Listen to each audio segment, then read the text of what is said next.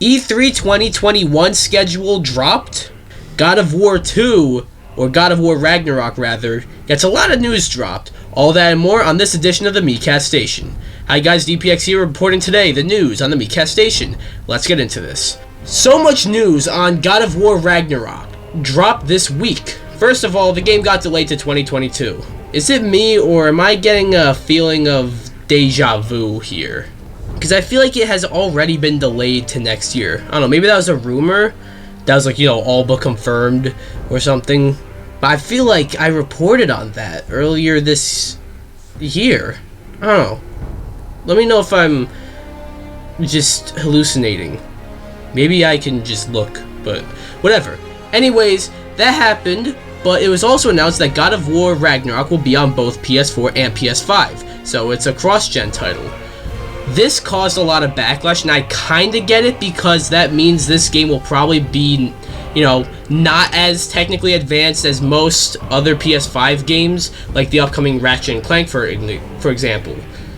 It is probably not going to be the big new God of War game. However, just buy it on PS5. If you're looking for technical advancements or whatever in a game, I feel like you're kind of looking for the wrong thing. What do you guys think about God of War Ragnarok getting delayed to 2022? How about the cross-gen? Are you mad? Or do you not care? Let me know what you think down below.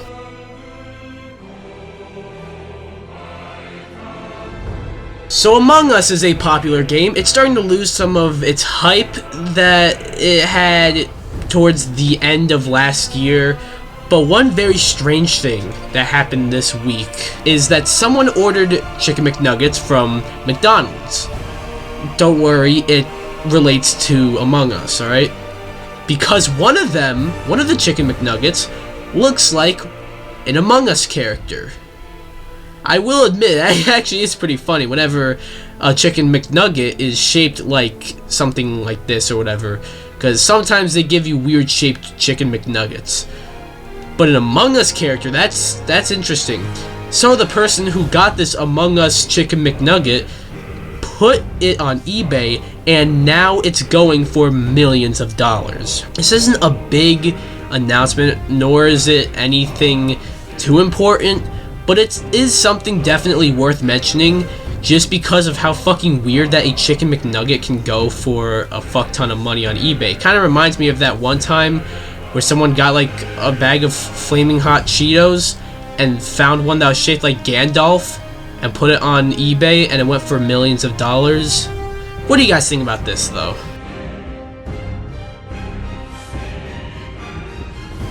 Need for Speed, one of the more popular racing series ever, and a lot of people love the games. However, many Need for Speed games have been strangely getting pulled from online stores. The games include Need for Speed Carbon, Need for Speed Undercover, Need for Speed Shift, Need for Speed Shift 2 Unleashed, and Need for Speed The Run. So like a lot of them. You can still play them on the stores if you already own the games, but that's really it. You cannot buy them if you haven't gotten them already.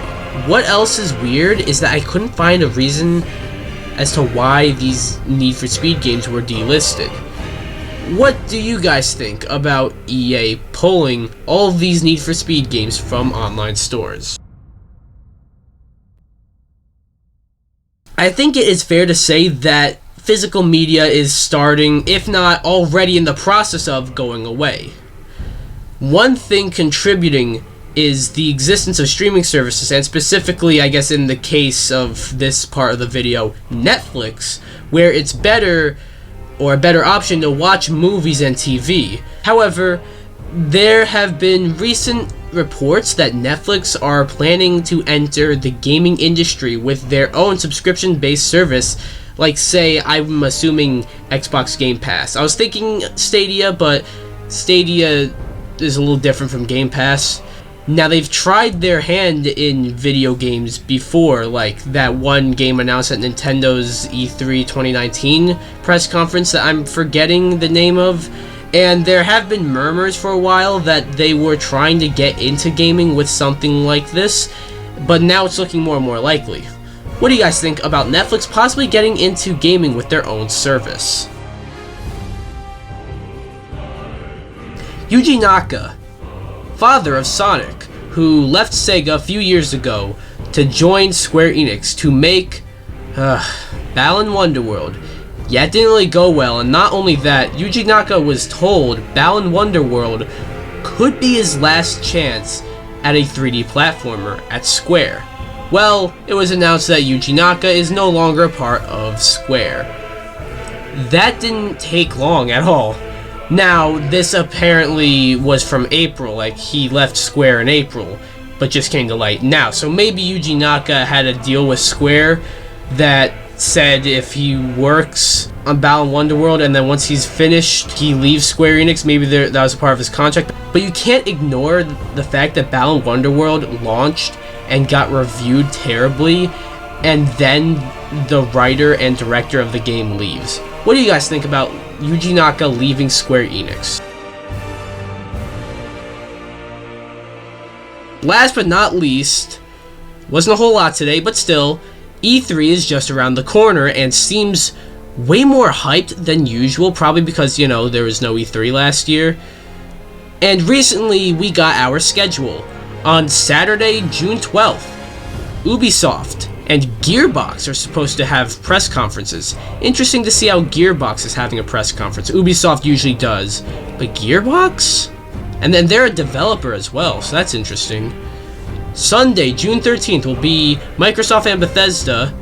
They're sharing a press conference, and it's being marketed as Microsoft and Bethesda, as well as Square Enix, who will also have a press conference. WB Games and 24 Entertainment will also have a press conference, but not much information was shared, and they don't really have press conferences too often.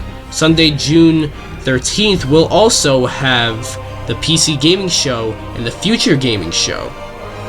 I don't really usually tune into those though, so. Monday, June 14th, will be Capcom and Take-Two Interactive, who don't usually have press conferences. Mythical Games, Freedom Games, and Razer will also have press conferences or presentations that day, but I'm not too familiar with them. And also, unannounced indie developers will also have presentations that day.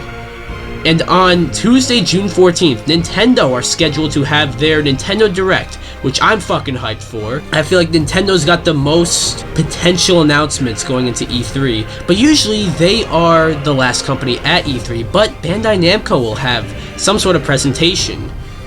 It's quite crazy to see just how many companies are having big press conferences this year, as of all of them, it's just Nintendo, Microsoft, Ubisoft, and Square who usually have press conferences, and Bethesda, but they're with Microsoft now, at E3. But now we got Namco, Capcom, Gearbox, Take-Two, and more, which is very interesting. What do you guys think about E3 2021 and its schedule? I know I'll be making a lot of content on my channel about E3, reacting to stuff, reviewing the press conferences. I don't know how I'll do that. There seems to be a lot. I don't know what the serious ones are, you know. Like, some companies just have little presentations, not a whole lot. They're not necessarily press conferences. And also, there will be a special episode of Chillin' with the Miikcast on this channel, where we discuss every single press conference in one long episode of Chillin' with the Miikcast once E3 has come and gone. But what do you guys think about the schedule? Anyways, that'll be it for this episode of the Miikcast Station. I am DPX, signing off. Have a good one.